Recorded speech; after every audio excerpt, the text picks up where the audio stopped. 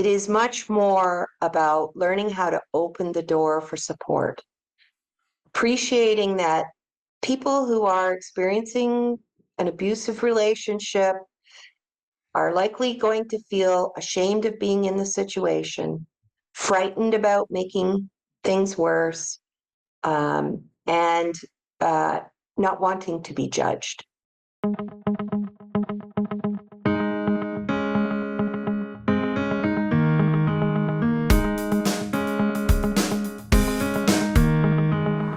Welcome to Aging Vibrantly, Conversations to Empower Seniors, an Elder Abuse Prevention Ontario podcast. I'm Rayanne Rideout, the host of the show, where we amplify the voices of seniors who impart their expertise and wisdom to enhance our understanding of aging issues and ways of living a safe and fulfilling life with respect and dignity. Having a supportive conversation with an older adult we care about or are concerned for their safety and well-being, who could possibly be living at risk of harm, can be difficult, awkward, and sometimes intimidating. Neighbors, friends, and families can all play an important role in supporting older adults and each other, especially when problems arise. In fact, it has been shown that those who are close to the person they are concerned about are typically aware of changes happening in their life, but they don't know what to do or how to say it or how to help. But we are here to change that. In this episode, we help people overcome their hesitation in reaching out and ways to empower a supportive conversation. Be assured, it's not about fixing a problem. It's about starting a SNCit conversation with an older adult you're concerned about. But before we get started, let me introduce you to my co-host, April Struthers, who's an organizational consultant, a social change agent, and author in the field of abuse prevention at WITWorks. Our guest for this empowering conversation is Margaret MacPherson, who's been involved with and led anti-violence initiatives and social change projects for over 30 years. Margaret works closely with the Center for Research and Education on Violence Against Women and Children as a research associate at Western University. She works on a number of initiatives, including Make It Our Business, a workplace domestic violence program, and has also made the adaptation of Neighbours, Friends, and Families, a national campaign on abuse of older adults called It's Not Right, Neighbours, Friends, and Families for Older Adults.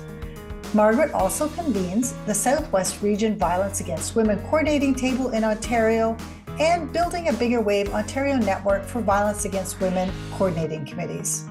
I'm eager to inform our listeners on how to have a SNCit conversation with an older adult. So let's begin. Margaret, we're so looking forward to speaking with you today, and we thank you for taking the time to join us today.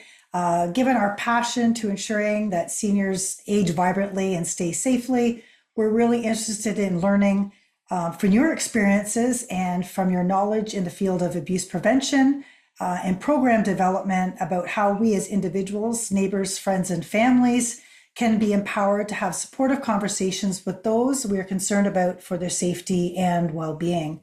So Margaret, you've been working in this field for over 30 some odd years now. So maybe you can tell us a little bit about how you got involved in this work in the first place. Well, thank you, Rayanne. It's lovely to be here with you in April and very happy to have this conversation. A long time ago in a galaxy far away, there was a government that said we need to address abuse of older people. And so a department of that government reached out to us at the Center for Research and Education on Violence Against Women and Children. I'll only say it once. To ask us about a campaign that had been developed by another government in Ontario to address domestic violence. And so the question was, can you adapt that for abuse of older people? And I was intrigued and excited to do that work, especially when I said, I will only do it if you can connect me to experts, professionals, advocates who are already working in that field, because it wasn't my area of expertise. And so I began the journey with the folks attached to the Canadian Network for the Prevention of Elder Abuse. Both of you were involved right from the very beginning. And it's been some of the greatest work that most enjoyable work that I've done of my career. So that's how we got started. Adapting for It's Not Right, Neighbors, Friends, and Families for older adults is the campaign that came out of it.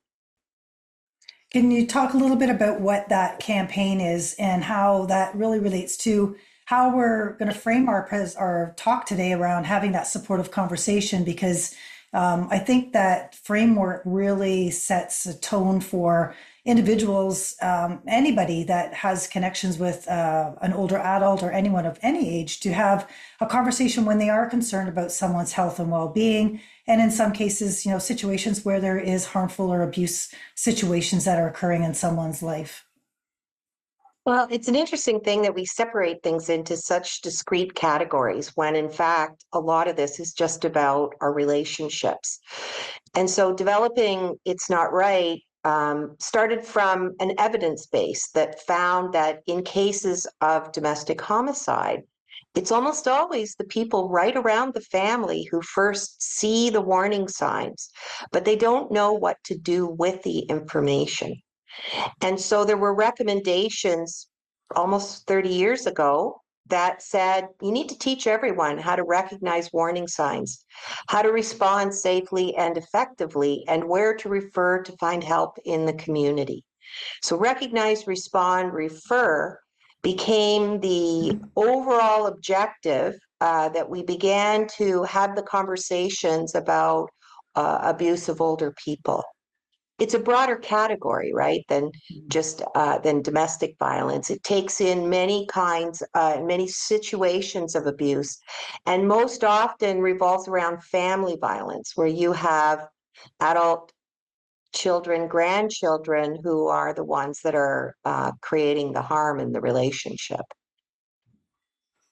So It's Not Right is a national program, which is Yeah. notable in itself, and it educates at the public level and also educates organizations about abuse based on what you've mentioned, the recognizing of it, responding to it effectively, and then referring it where it needs to go. What is the training actually for that? And who is it that gets trained, and what kind of resources are part of this? That's a great question. And, it's a big project to train everyone to be able to recognize, respond, refer. We don't take the ambition of it lightly.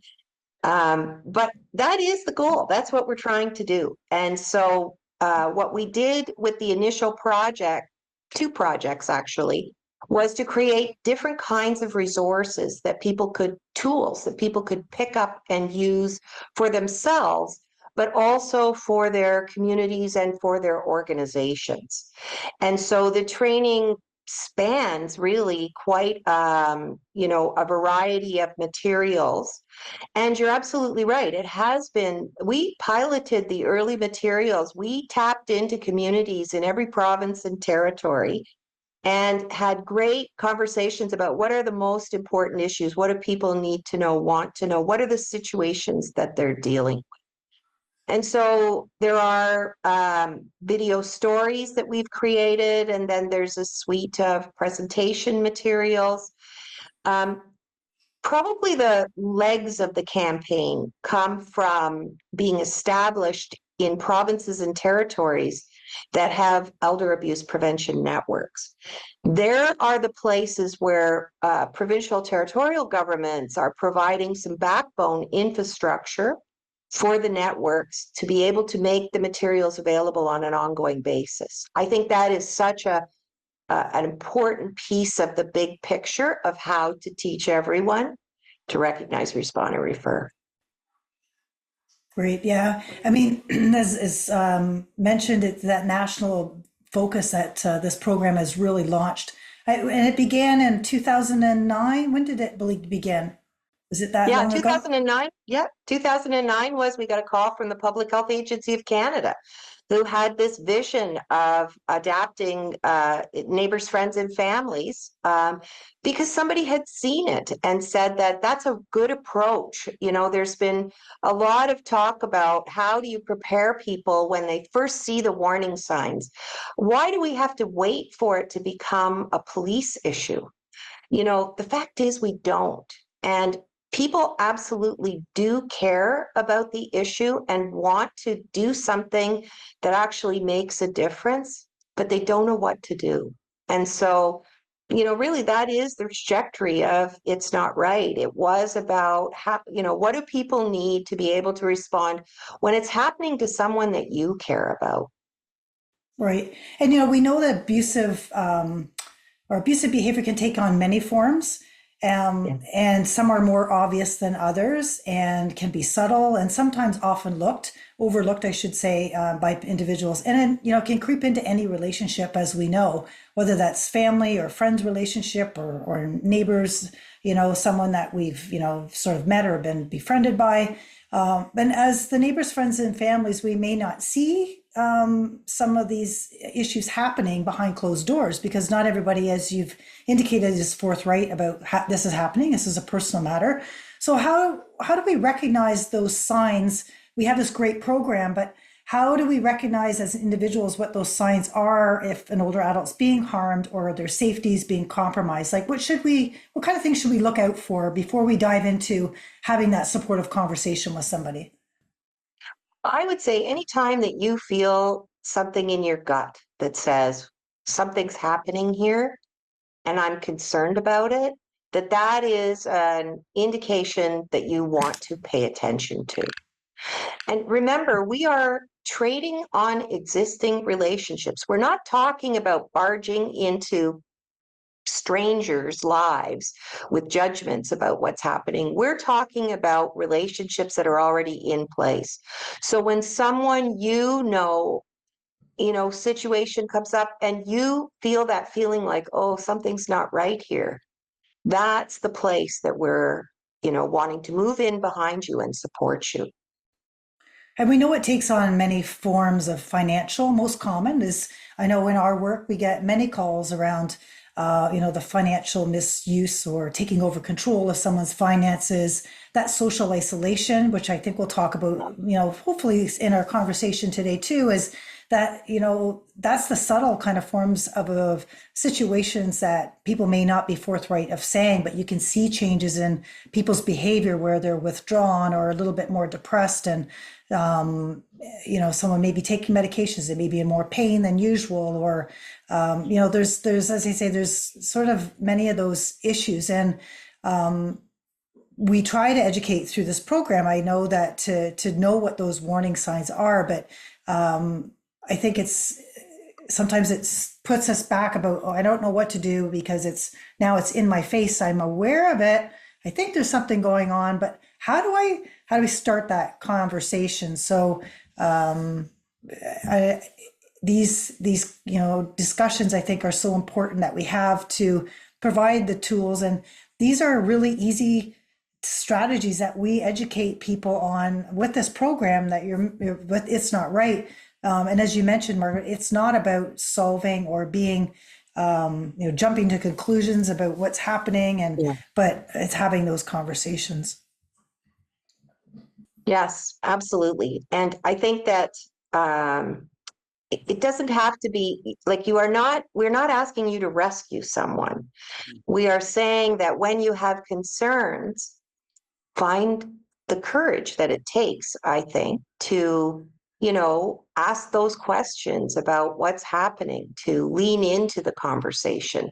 Your point about not wanting to rescue or fix the situation is an important one from a bystander perspective. Like all the work that we're asking people to do is from that bystander place.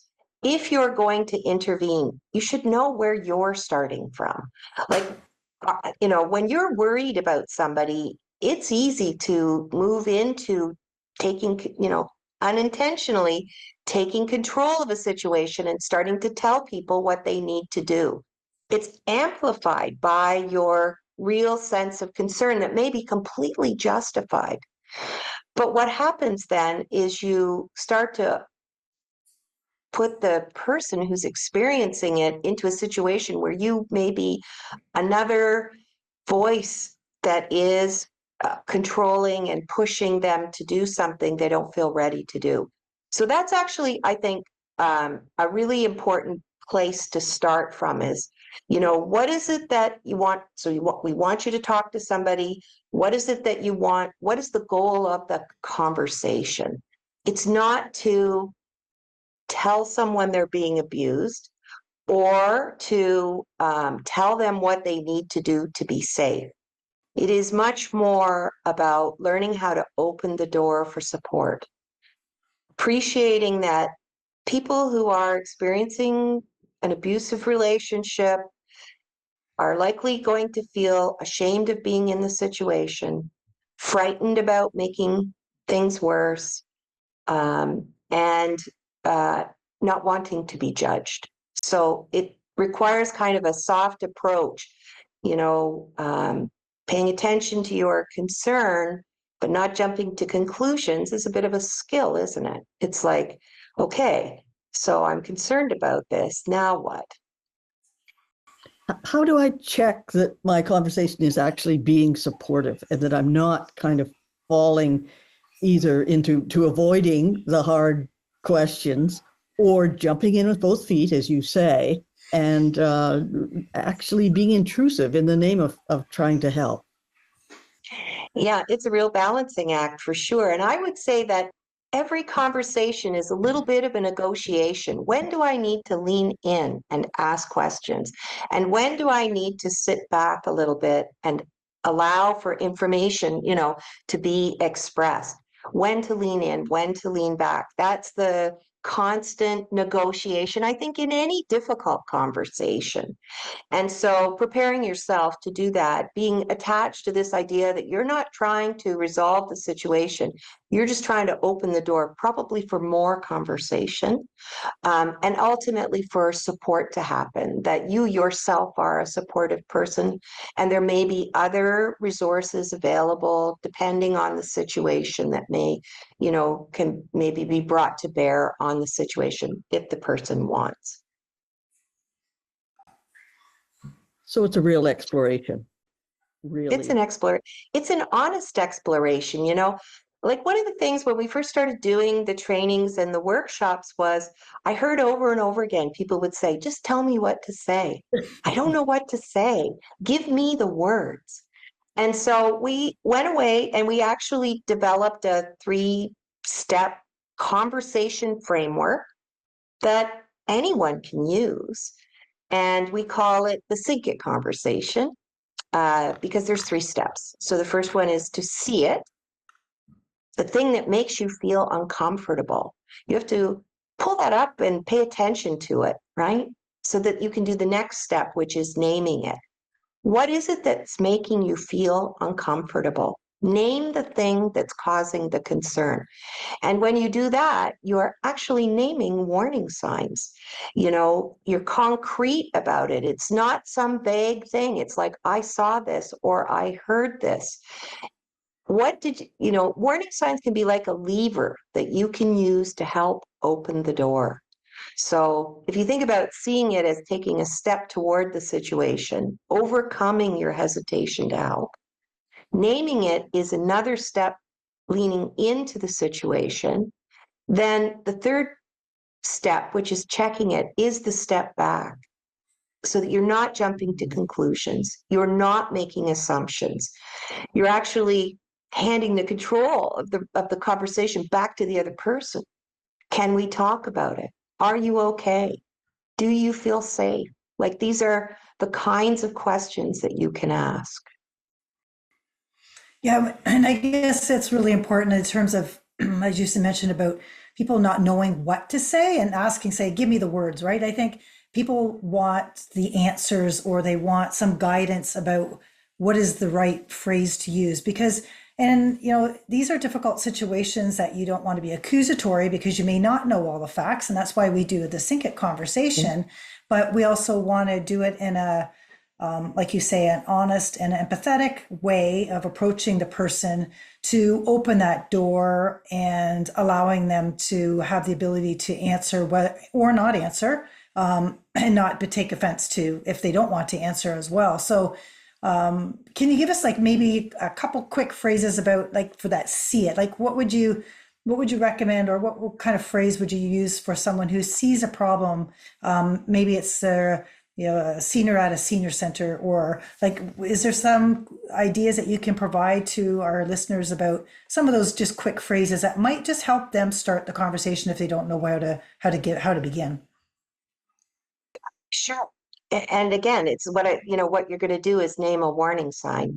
You know, I see that you're not coming out to our Saturday night socials anymore. I miss you. I'm concerned about what's happening. Are you okay? Can we talk about it? It's not a lot of, as I say, blah, blah, blah talking. It's just really, what is the thing that you are concerned about? Name that. And even just naming your concern is meaningful. I miss you. That is a powerful, it can't, like, I think that there are many times when people feel reticent to share what's happening for all kinds of reasons, right?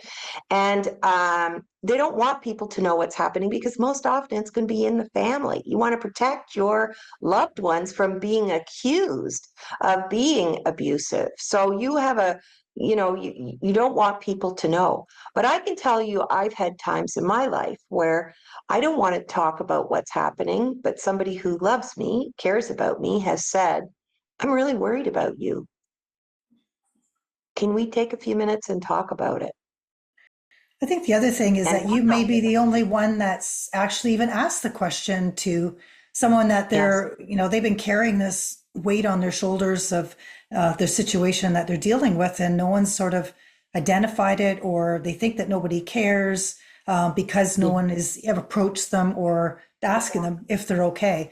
Just giving someone that opportunity to know that they've actually are concerned and maybe do want to help could be, just that start of that process. So I think our little actions can make a big difference in people's lives. And people listening will hear that phrase probably over and over, but I think it's really important to understand that the outreach that we do and supportive conversations can make an impact and sometimes change the life course and journey of an individual who could be living in a harmful situation.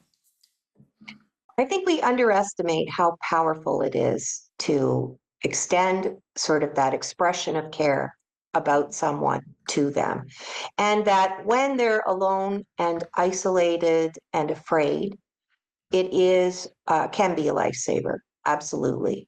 And so the little things absolutely do make a difference.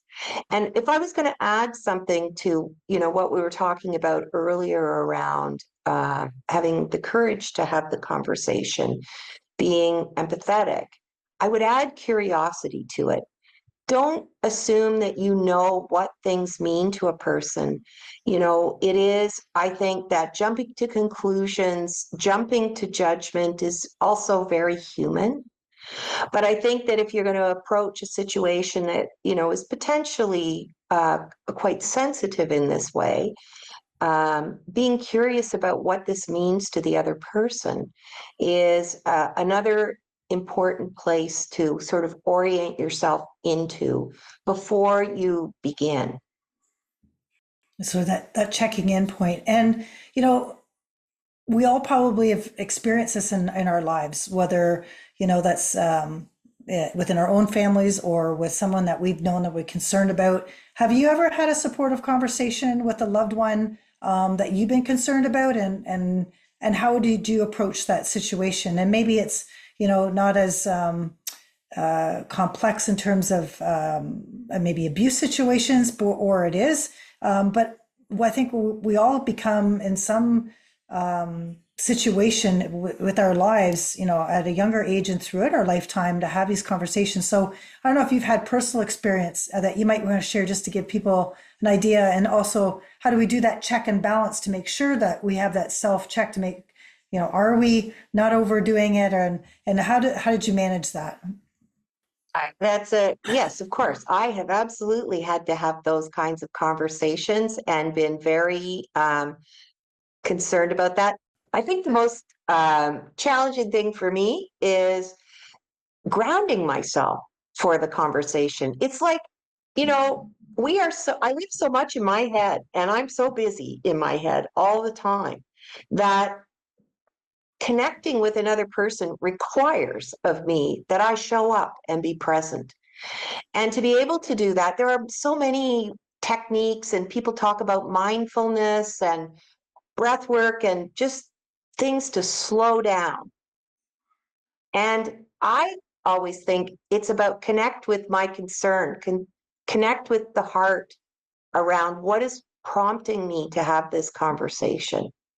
I have to be willing to touch that, I think, in order to communicate it to the other person. Otherwise, I'm just kind of busy in my head and I don't feel like I'm listening very well. And so, that's like, again, preparation for an important conversation. And then I do use the sort of the skills that we teach around what is the thing I'm concerned about. And, what do I want to convey to this person? And then backing away, like taking that step back to check it. Is it okay if we talk about this? Do you have time to talk about it right now? So, yes, I think we all have these important conversations and want to be better at it, because the last thing I want to do is make someone feel worse about their situation, without having an opportunity to correct the situation. So I think that this is, again, why you're the best person to know how to approach someone you care about.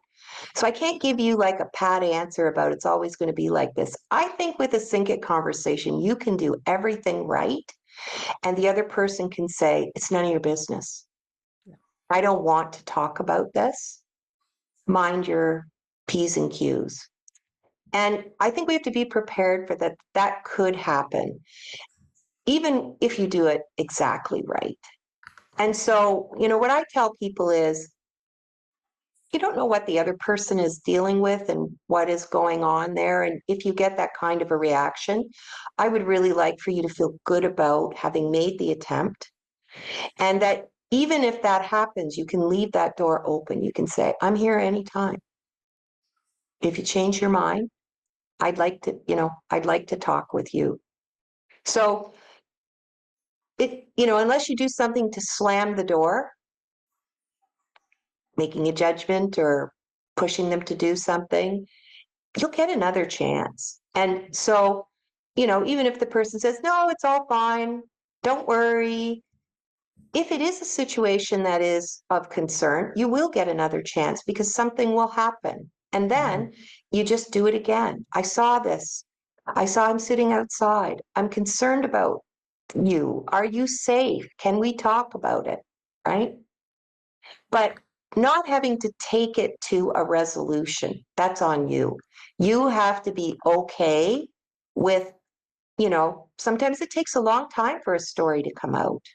Maybe you're not the right person to have the conversation, but just having seen those warning signs and given a voice to it can be an interruption in a person's own kind of self narrative about what's happening, right? And in some ways, we shouldn't be surprised it takes time for these conversations. We know when people are trying to leave difficult relationships that they probably ask for help 8 or 10 times before get to a place where you can move in a substantive way that we would say is substantive. So it takes time, it takes readiness, it takes the presence, the being there, bringing yourself into that readiness, I suppose. And the thing that I really like about the SNCit conversations too is that you're not naming that there's abuse. You're naming that you have a concern.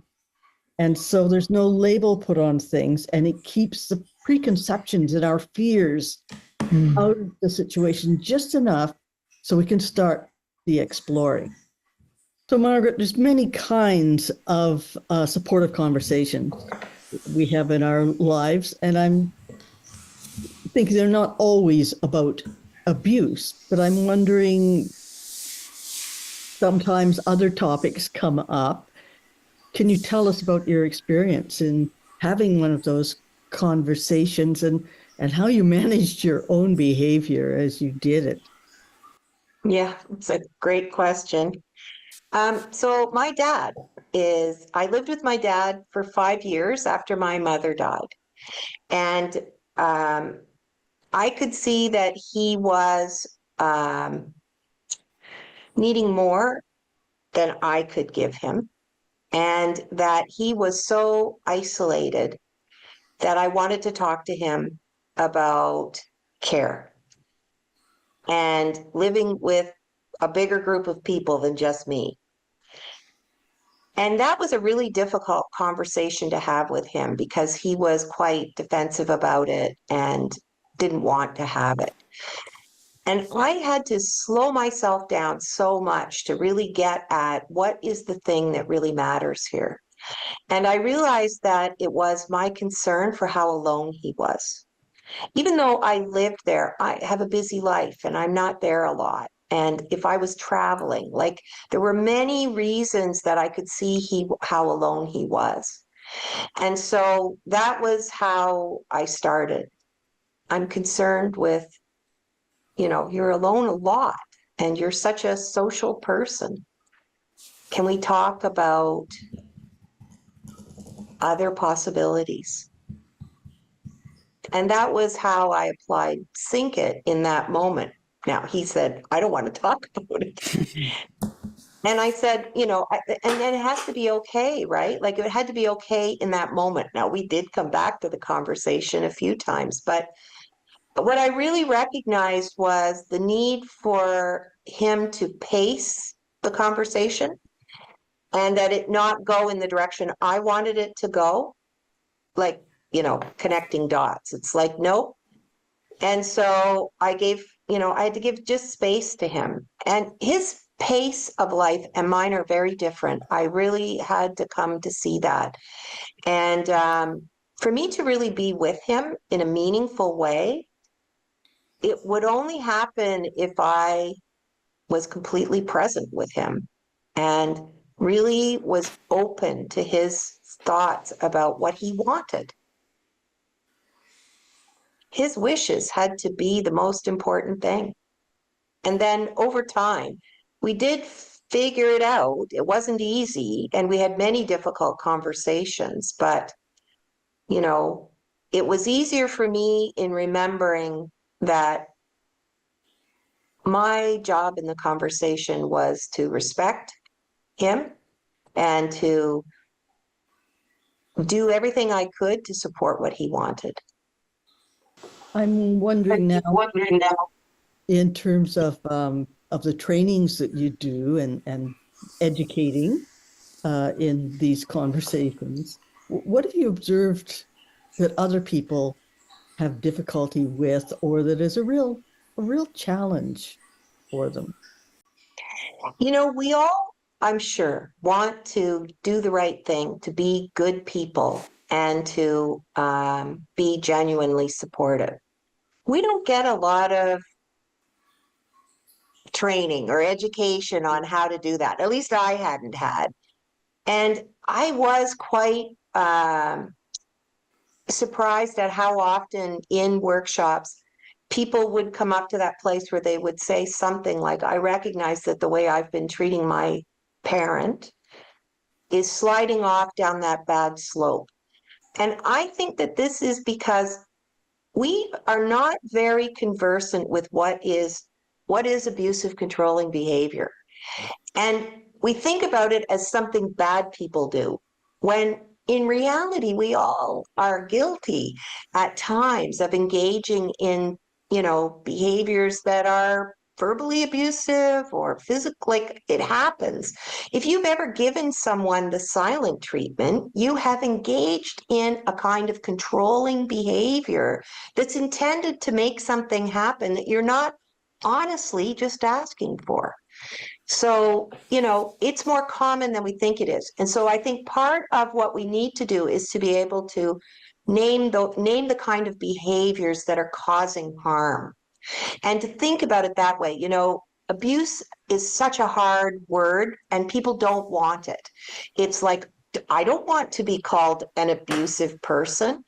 And who does, right? Because actually we are very clear in sort of separating out the good people from the bad people. So I think part of what we need to do is recognize that we are all at times guilty of venturing off into that behavior that we need to check ourselves on. And especially with older people. I had complete control of my father's finances. And there was a moment for me where somebody was questioning a decision that I had made about his money. And I thought, I see how easy this is to slide off and to think, well, I'm managing this. And, so we have to be really vigilant about our own behavior in situations. And the way that we talk about it in the training is, what kind of an impact are you having on the other person? It's a mutual thing, right? You're also thinking about the impact on you, but I think that the work for us is in thinking about, what kind of an impact am I having on this other person? And then you have to adjust if you can see that what you're doing is upsetting them, or, not taking their wishes into account. So again, all of the work is on us as the bystander, as the neighbor, friend, or family member. It's on us to figure out how to create the best possible conditions to have a difficult conversation. Thank you. It's Thank not you. It's easy, not easy. but it's necessary. It's part of the human condition, isn't it? Like, none of us are perfect. And I think that that's the other scary thing about this is people want to do things perfectly every time. It's like, relationships are messy, and, these are dynamic situations. So be in your heart, be genuine in the connection. And even if you make mistakes, you will be able to feel okay about what happened because you are anchored in what matters most to you. That's great. Thank you for sharing your personal story with us. You're welcome. So I think the constant about it, what's true in any situation, are some of these things that we've been talking about. It's a human being approach. Yes. You don't have to know someone's story to be able to convey that you are present and wanting to be supportive, and allowing for the fact, the curiosity, right? What things mean are different in different places. You can't possibly know what it means to another person. Something, because we have our own triggers, like we get our own kind of responses when somebody says something, and you might, and another person, it doesn't mean anything to. So the curiosity, people think about this as a cultural humility, where you don't presume to know what things mean, and you are open to learning about what it means for the other person. This is kind of a fundamental around creating the conditions for cultural safety, where people can, where there's real trust and mutuality in the relationship. You're not someone who knows something, that you're going to give them. It's more like you're creating the conditions for a genuine conversation. And you yourself have to be willing to explore that you might be wrong. You might not have a good grasp on things, and that your concerns are not founded. So, it's a little bit about also being willing to be in the uncertainty, in everyone's life, because things change too. Like in any situation, these are very dynamic situations. So you don't have to worry about having it all figured out. You just need to make the connection and let the other person take the lead in terms of what happens next. Yeah, I think that's really important because if, as mentioned earlier, that some people want to jump in or, call the authorities or report it, and because they think they're doing the right thing. But in some cases, that may not be the right thing because we haven't spoken to the older adult in the first place, and may in fact put the person more at risk if we don't know the circumstances or their situation they're living in. Not to say that we shouldn't call authorities, but we should do that there's sort of with, based on each circumstance and situation and with caution, I think, in terms of making sure that the senior is if they're capable, is the caveat there, of making decisions versus someone who's living at risk, who's not capable of making their decisions. I think that's important to consider. So, Elder Abuse Prevention Ontario has been working together with leaders and advocates nationally, across the world, to prevent and advocate for the rights of older adults and prevent abuse. We've been working with many organizations to build that momentum for social change. And, we've been fortunate to be colleagues and friends from the beginning of this campaign, and we've known the impact and thousands of people that we have trained across the provinces and territories in this country on this program. And we want to make sure that we continue to reach out to the bystanders, the neighbors, friends, and families to give them the tools that they need. So how can we secure more participation or political commitment from policymakers and decision makers to help eliminate elder abuse and give more resources and tools to those who are concerned about older adults in our communities? Oh, that's a very good question. I think that we have to press our elected officials at all levels of government to take the issue seriously. And, we are a crisis-oriented response now. Funding goes to after the emergency happens. Investing in things like It's Not Right, where we are actually working before there's a crime committed, just makes sense to me. I'm a taxpayer, and I think that investing in prevention is a must. So if you have relationships with elected officials, I think we should be engaging them in the conversation. It's in their interest too. It's like we're all getting older every single day.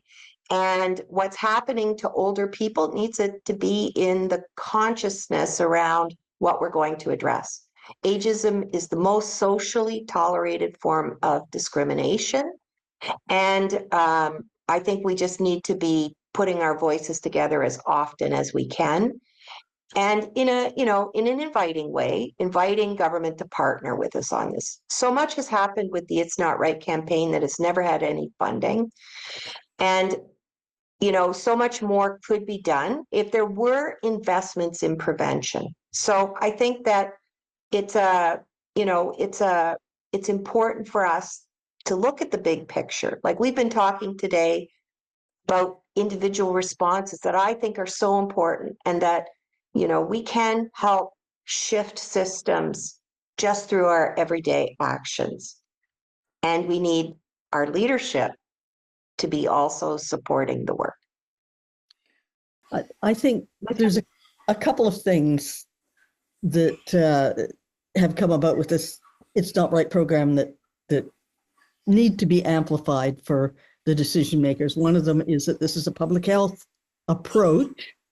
Prevention done in this way is well recognized in research as being effective in cost savings. And so it doesn't take much investment to make it so there's not as much cost in the intervention farther down the road. So continuing to use that idea and concept, and then also the data gathering around this. Now, there has been a national evaluation of It's Not Right.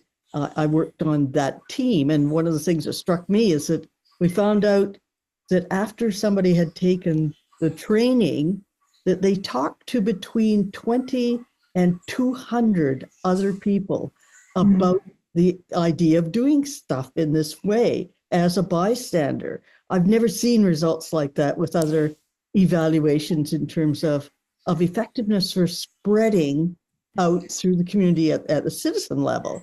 Really, these ideas and these practices. And it seems to me that making sure that decision makers know that kind of stuff over and over, taking that message is one that we need to do. Of course, I have a vested interest in that message being out there. But I truly do think that's one thing that's kind of unique about this program too, is the effectiveness that we can prove.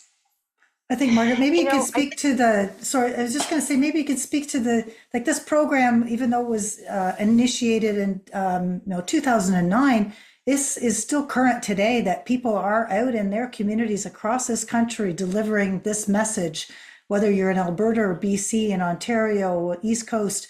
This, if you go online, you will see education and training being done continually because of the impact that this program is making to educate people how to have these supportive conversations with someone that they are concerned about. So I just did want to add that. And I'm not sure, Margaret, if you could just maybe, as we sort of wrap up around also talking about,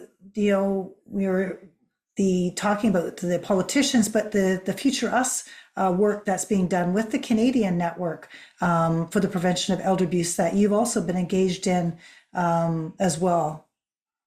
Yeah, thank you. Future Us is the national strategy, same sort of process. We spoke to people all over the country about how do we move to education and engagement. We really do need everyone to be involved. And so Future Us is that action plan really for how anyone anywhere in the country can take steps to, help to reshape our society to be more just, equitable, compassionate, supportive.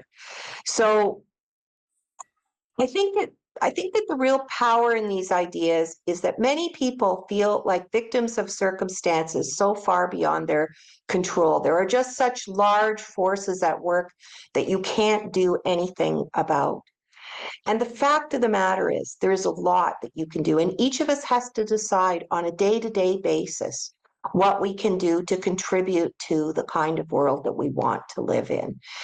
This is an idea that is echoed in the Missing and Murdered Indigenous Women and Girls final report that was put out in 2019 with the calls to justice.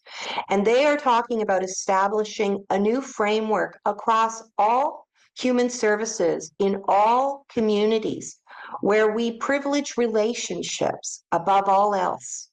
This is a direct difference from a world in which the business model has privileged profits over people. And we see what has happened with that. So we're talking about privileging of relationships.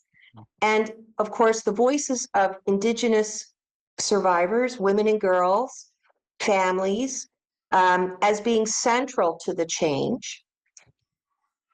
And it sits in each encounter. The potential for transformation is in every conversation.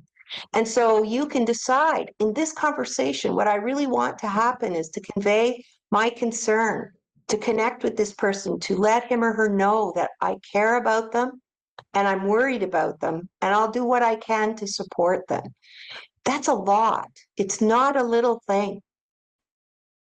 Thank you. That's a great way to sort of wrap up our conversation on this, important topic, and giving people the tools and knowing and reassuring people around that conversation that it's important to have that conversation, and knowing how to do it. We might, may not say the right thing the first time, but just opening that door is the main key element that we need to start with. That's the key framework of starting that, just being aware and reaching out, and just, a tap on the shoulder to have that, and paying attention. All of us can pay attention to what those warning signs are for all the people that are around us, and learn how to have those respectful conversations, and appreciate if the older person wants to move forward and where they're at. Meet them at where they are, as opposed to where we want them to be. I think that's also a message that you've really given us today as well, and that all of our actions and what our words really can have a big impact and difference in the lives of older adults. So, lastly, just do you have any other resources or where people can access the It's Not Right program or other resources that you've been involved in to work toward having more supportive conversations, or how can people get better connected to the work that you've been doing? So you can go to our website, It's Not Right, Neighbours, Friends and Families for Older Adults. And you can go to the Canadian Network for the Prevention of Elder Abuse, and then look at it, wherever province or territory you're in, look and see if there's an elder abuse prevention network, because they will have the content there as well. Great. Thank you so much. So thank you so much for taking your time out of your schedule to talk to us about having supportive conversations and being a leader of change, because you definitely are a voice known across this country and elsewhere and beyond borders for the work that you've been doing around abuse prevention. And lastly, I just challenge the listeners to learn more about the abuse and the risk signs and how they can reach out to individuals that they are concerned about. Because every person, no matter what age, has the right to live with dignity and respect and free from violence and abuse and prevention. So thank you again. Thank you, April, for being my co-host today. It's always a pleasure having you with our interviews, and to our listeners. So please like and share our episodes with their friends and families so that them know about how these have supportive conversations. And we'll see you at our next episode. Thank you. Thank you so much. Before we leave our conversation today, I just want you to remember, whether you're a caregiver, a concerned family member, friend, or professional working with seniors, you can make a positive impact in the lives of older adults. Just know that your small actions can make a big difference. To find more information about the Neighbours, Friends and Families program and links to resources shared by our guest Margaret MacPherson, please check out our show notes. Be sure to check out other episodes of our podcast on our YouTube channel and wherever you listen to your podcast. You can also find more resources and videos on having a supportive conversation, as well as information on abuse prevention and protecting the rights and dignity of older adults on our website at eapon.ca. Don't forget, if you like our Aging Vibrantly podcast, the best way to show your support and help us grow is to like, share, rate, and leave us a review. This podcast is made possible with funding by the Government of Canada's New Horizons for Seniors program. It's produced and edited by Todd Miller of Podcast Experts with the support of Lisa Whitfield, our project coordinator. Until next time, stay vibrant.